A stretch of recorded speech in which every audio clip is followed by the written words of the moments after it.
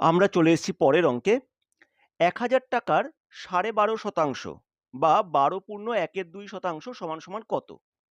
দেখো, শতকরা বা শতাংশ মানে হচ্ছে ১০০ দিয়ে ভাগ। আর যখনই এর থাকবে তার মানে হচ্ছে গুণ। এখানে দেখো ১,০০০ টাকার আছে। টাকা তার সাথে এর। এই যে টাকার এর আছে। টাকা এবং এর। তাহলে এটা নিশ্চয়ই গুণ আছে। এই ১,০০০ টাকার ১২.৫%, ১২.১২ আর শতাংশ। তাহলে এটা কত হবে বলো তো? খুব সোজা কিন্তু।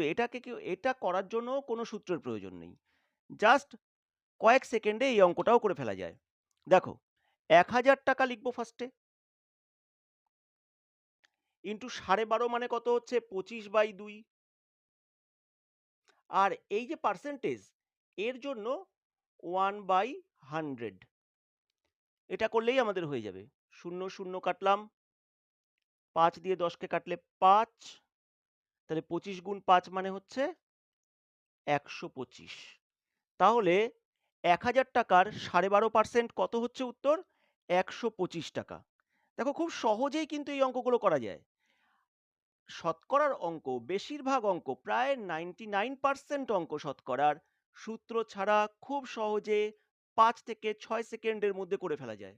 আমি একের পর এক অঙ্ক তোমাদেরকে দেখাচ্ছি, তোমরা পদ্ধতিগুলো দেখতে থাকো এবং বাড়িতে সেইভাবে প্র্যাকটিস করো, দেখবে তোমরা চাকরির পরীক্ষায় সফল হবেই।